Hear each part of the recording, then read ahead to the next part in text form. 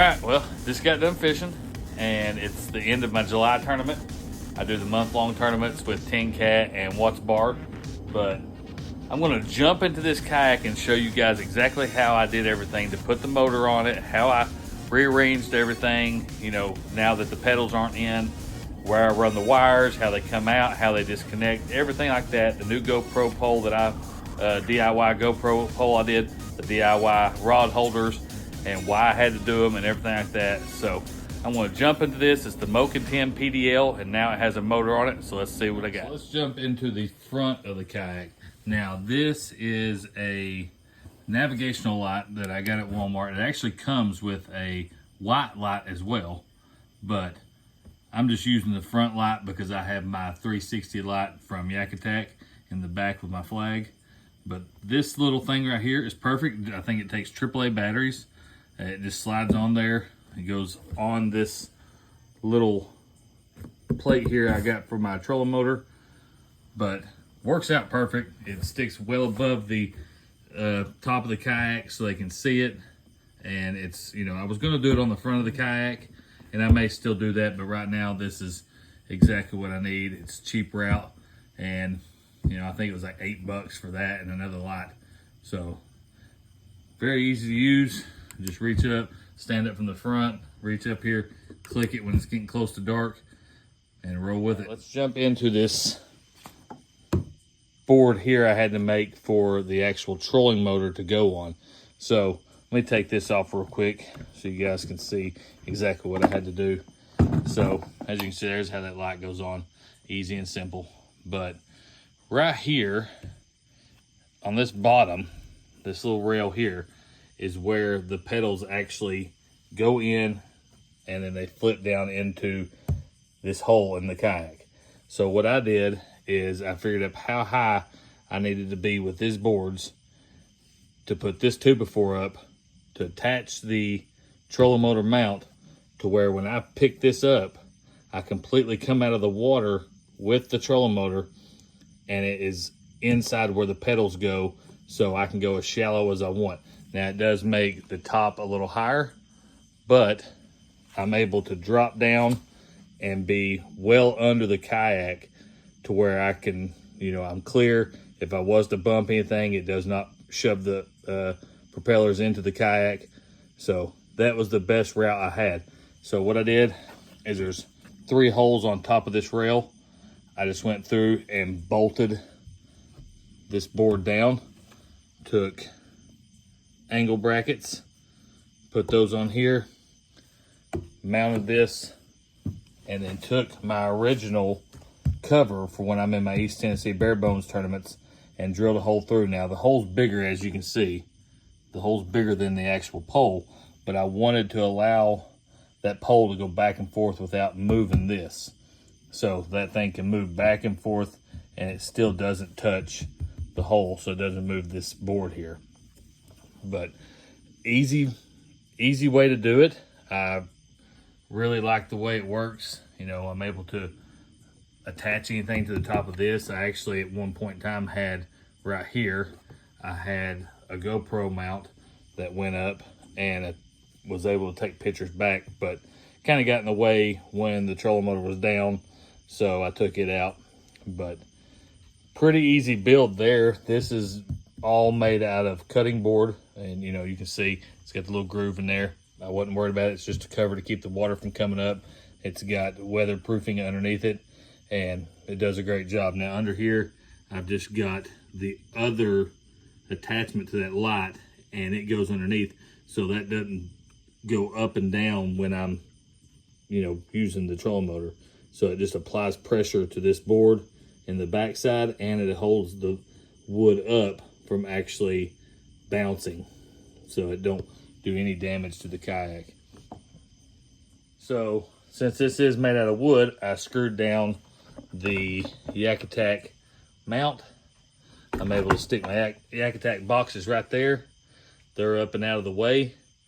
And I've also got the phone holder with the Yak Attack ball mount, Yak Attack rail, small square rail, and holds this thing perfect. If I want to move it around, you know, depending on what I'm doing, I can hold it a little closer. I can do little videos, you know, anything I want to do as far as that. Jumping into the wiring, now I'm going to go to the first inlet into the kayak.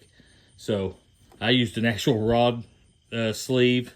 It just goes over, it just keeps me from pinching anything or anything like that. So once this goes down, this wiring will pull through.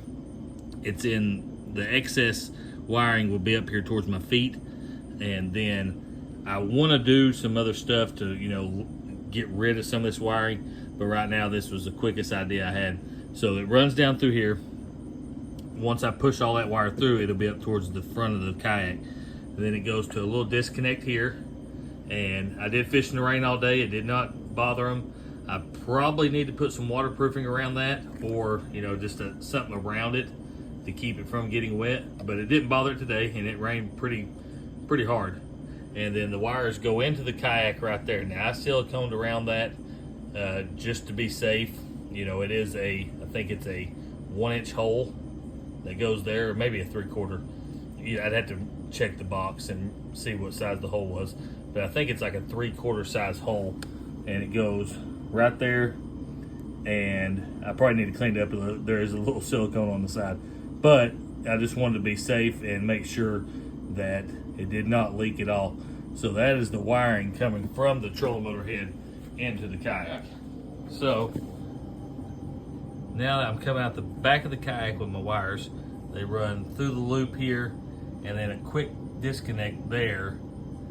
And the reason I did that is because I had to drill a hole to go into this box, because the box that I had bought originally for the battery had 2 vent holes in the top, and if it was to rain, you can't get those lithium batteries wet, it would fill that whole box up. So I actually went with this box here, which is the Wilderness System box, and it works great. Now the battery will drop down to here. I've got foam pieces, so it sits right on that foam, and then I put the sides, you know, the side pieces in, and then I have my 30-amp fuse, which then my battery cables tie in. I have my extra little box here for any kind of extra stuff I want to put in there. So I put a bunch of my scupper plugs and little tools here and there that I need, and I put those down in there.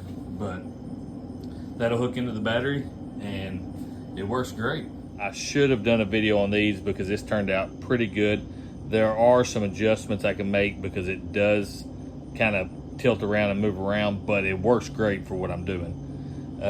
That was my original rod crate there, and it held by itself 6 rods, and it was very easy to get back to and move around. But the issue is the lithium 12 volt 100 amp battery with a box does not fit in there.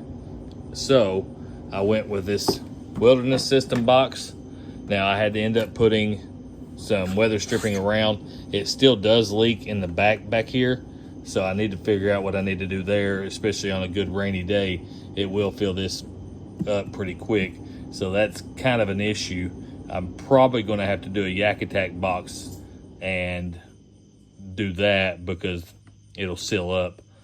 But the reasoning behind the rod holders is, once I went with this box, you can see that this kayak does not want, it barely wants these 2 in here. They're tight, and I can't even get the second screw in them. So what I had to do was use, once I put the rod in, it picks up this way like that, and I used the bungees from the kayak to keep that from moving. And it does a good job. It works. Obviously I want to do some different stuff as I go, but this was quick and gets me on the water. Now what I took was 3/4 PVC pipe. I run a piece here to a T, up and across, and then same thing on the other side, and then a bar down here on the bottom. And then all I did was make that the same length as where you screw in or bolt in the rod holders. I originally had 6 on here, but it was hard to get out the spinning rods with the bait casters in there.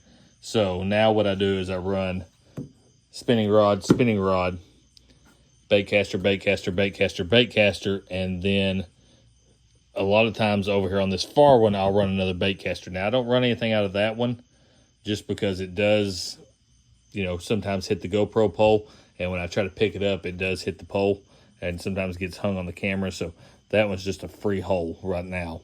I could probably put my net in there, but I like to keep the net at the front, so if something, you know, a big fish hits quick, I can get him in and get the net up and go. I'm not trying to flip around and grab the net. So, but it works right now. You can see it's holding my flag and my paddles, but it works out great. All right, so since we're just sitting here talking about the rod holders and why I had to do it the way I had to do it, and, you know, there may have been a simpler way, but I was kind of running out of ideas. I was getting frustrated, and that's what I come up with. And it works great. It works well, but I wanted to also have a place to put my GoPro that was in that same line, so I wasn't trying to film through my rods. So what I did here is, just like on the other side, I got my T coming out the bottom, and then the piece coming over to where I have the actual bolt coming up that goes into the rail, and then to another L, and then you can choose your length, but I think I went with 3 feet, and works great. Now it's not in there right now real tight, so it's falling over. I can pull it out, you know, pretty simple, but you just shove it in, and GoPro's right there. As you can see, it shines right down on the kayak. It's a great angle. I like it. It's just high enough. It's over top of my head. You can see everything in front of me. You can see the blow-ups. You can see if I catch anything. And then I can kind of adjust based off the way I did the bolt. I can adjust the angle. So if I'm fishing and, you know, my kayak's, it's windy and I can't keep my kayak in a certain direction, I can adjust this, and it's got enough screw length to where it's not going to come off. You know, it had to unscrew several times. But now from there, I'm jumping to put this next thing on here. Now, I've not got my depth finder yet, so this still hasn't gone onto the kayak, but it will be going on sooner or later. Hopefully sooner than later. Just waiting to see which depth finder I want to go with. You know, doing a bunch of research on that, and which one do I get more for the money. And I don't want to spend $800-900, but, you know, that 300 range, and which one's going to best suit me for what I'm doing. So once I get that in and get it set up, then I will probably have it on the left side of the kayak, and then I'm going to move my board back here into the back, and I should be able to put my board up, have my flag and everything on that side. If I have to, I can get another one of these mounts that I have for the cell phone and screw it in back here somewhere to move that flag further back so it's out of the way of the board there. But that'll be the next thing going on. All right, well, that's the build on the kayak. Pretty much the DIY rod holders, the trolling motor, the wiring going through, where I did with the yak boxes, and the box and the battery. Now I will get into a look at the battery and the chargers and the battery I have for the cell block and the charger I have for it as well. But as of right now, that's what I got going. Hopefully, if you guys decide to put a motor on your Moken 10 PDL, then this gives you a little insight into what you're going to get into, and maybe some ideas that you can use. So